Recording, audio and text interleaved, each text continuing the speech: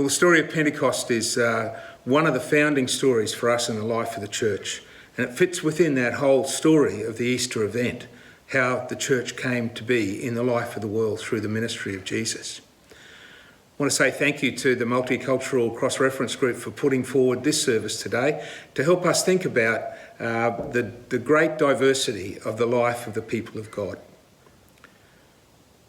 Often when we talk about Pentecost, we think about it or reference it to a birthday party.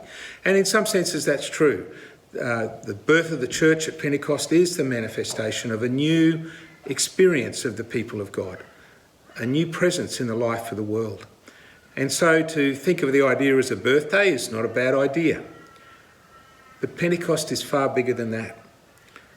Pentecost can't be contained in balloons and streamers and birthday cake.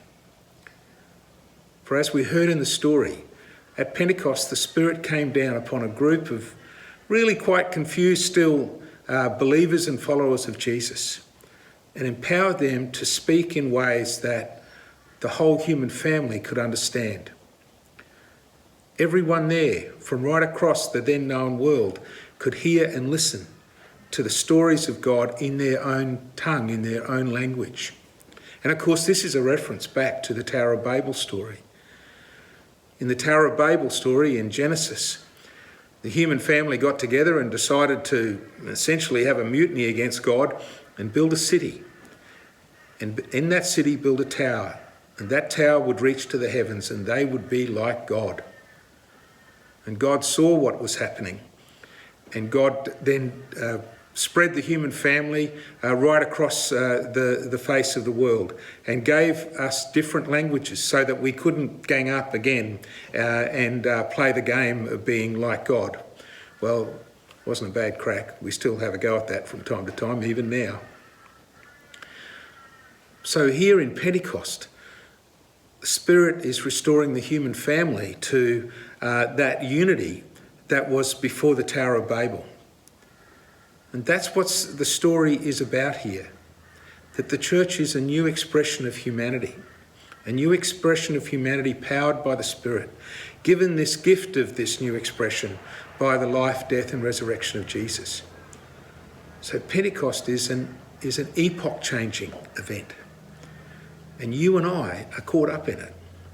You and I, in our own little corner of the vineyard, in our own humble way, are being caught up in what God is about in the world. That's how big this story is. And that's how long the trajectory of this story has been going.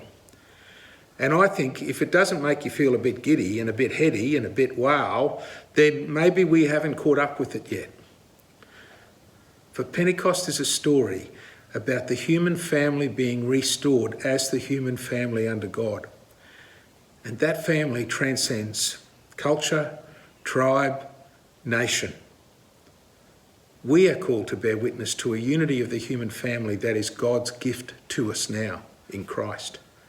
It is heady stuff, and we should be forever, in a sense, our assumptions about who we are and what the state of the world is about should forever be challenged by this story, because this is the founding story of the restoring of the human family that God was at work at doing in the life and ministry of Jesus. What does that look like for you and I? Well, it looks like the book of Acts. That's what it looks like. Let's have a look at that in a minute or two. Well, if we look at the book of Acts, we see a new human community forming, firstly within the Jewish family, the Jewish faith and culture, and then emerging out of that into the then known world. Tom Holland is an English history writer. He's written a lot of books on antiquity, the Roman Empire, and the rise of Islam, and the Persian Empire. And he is, in a conversation he was having with N.T. Wright, the New Testament scholar, he likened the emergence of the early church to a depth charge in human history, a depth charge under the Roman Empire. He said the emergence of the church as it spread throughout the Roman Empire was something that kind of sat under the surface of the empire, and as it exploded and as it lived out, the ripples and the waves of the emergence of the Christian community changed forever the Roman Empire, and those ripples and those waves are still playing out today. It's a wonderful imagery, really. Some people might find it a bit kind of violent in a way. Well, if you wanted to use another image, you could use something about a virus, but I don't really want to go there. But this idea that what God was about was starting hidden, small, unseen in the powers and the structures up on the surface, but something that was emerging that would disrupt the human family, that would disrupt the cultures and nations of the world. And that's what we believe God was about in the church. And that's what we believe history is speaking about. A disruption about that we are, as people, made in God's image, given a dignity which no one can give and no one can take away. And that human societies are called to shape their life around that dignity. We take it for granted today. It's so embedded in the West. But it's not true everywhere. And N.T. Wright in Holland was saying it emerges out of this story. And Pentecost is a significant event, is a foundational event in the emergence of this story. But if you read the book of Acts, you see that the disruption of Pentecost was a disruption for that early community too. It was a struggle to work out what it means to live with this breadth of vision, with this grand vista of being the human family together under God. It challenged the notions of culture and of race and of tribe and of cultural identity.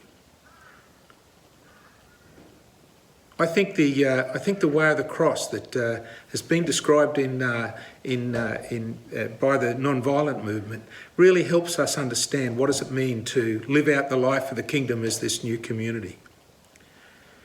The way the non-violent tradition understands the way of the cross is a process. It's a journey of living out, speaking the story of Jesus, living out what that means day by day, articulating it into the context of whatever's happening in our community or our nation state. Being ready to cop a bit of resistance or some mocking for bearing witness to this greater vision, because people are very settled in what they have, and those who have what they want don't want to be disrupted. But the kingdom disrupts. And we are called to be agents of the kingdom. And we're called to keep at it, even when it looks like a failure. We're also called, as the Garden of Gethsemane and the way of Good Friday speaks about, we're also called to let go of what we think should happen. Our solution, our view of what the kingdom should look like. We're called to take ways of letting go, bearing witness to the uttermost, but also just being ready to let go and wait and see what God will do. It begs the question, in our commitment to the mission of God, are we capable of being surprised to let emerge what God will bring as we bring our commitment to it? So the way of the cross is about seeking first the kingdom. And that's what the Pentecost community was all about. And it demonstrated it in the way it shared together its life, and in the way it was ready to let go of some of the things about its Jewish heritage with which it was very comfortable, which gave it a sense of identity and strength and power in the life of the world. It was ready to let that go, not without some tensions at times, to be the people of God that it was called to do. So this journey also was kind of described for me, and I found it very helpful in a book by that bloke that wrote The Road Less Travelled, M. Scott Peck. He wrote a book about human community, and he talked just generally about human community being a journey from what he calls pseudo-community, where we get married, we form a human community for some purpose, and we think it's about what we think it's about. And as we take a journey together into that, we find out, other people have a different idea. And so there's a bit of anxiety, a bit of chaos even. Is this really what I was in for? I thought it was about this and you think it's about that. And what's going on here? And then he says, Human community, the precursor to human community is emptiness, a readiness to let go, a readiness to be a part of something bigger than yourself and bigger what you thought it would be about. He says that's the precursor to a quality human community where everyone is collaborating and cooperating and co-creating together. Now, my marriage was a bit like that. As you take a journey into marriage, as you take a journey into any human community, you have to work this through. What you think it's about versus what others think about, and be ready to let go and help it to be something bigger than what you thought it could be. And for me, marriage is probably the classic example.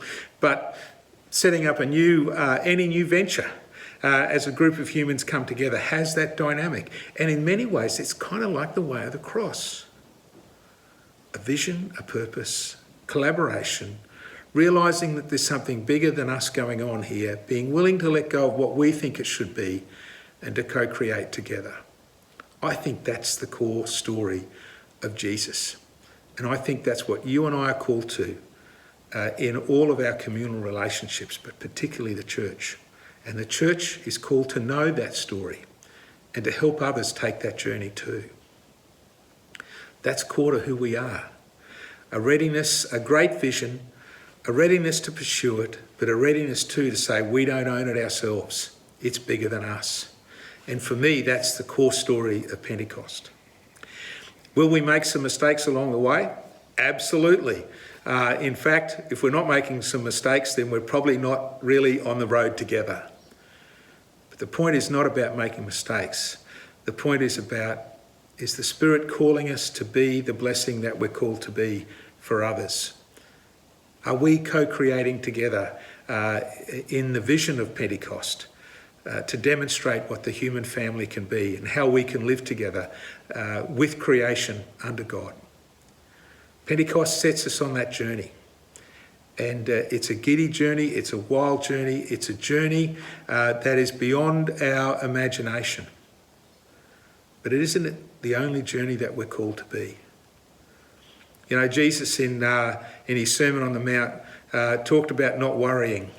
Don't worry about what you need and don't worry about this, you know, Solomon and the flowers and all that kind of stuff. And often we stop there. And often it's people use it as just a little meme about not worrying because God cares for you. That's true. But Jesus finished that little passage by saying, don't worry about this, that and the rest, but seek first the kingdom and his righteousness, and all these things will be added unto you. Pentecost is where the Spirit enabled a group of people to begin to seek first the kingdom above all else. And we remember it and we revisit it today because we need to be reminded of the great vision that we're a part of because we're a part of the life of God. Every blessing. Go and have some excellent failures.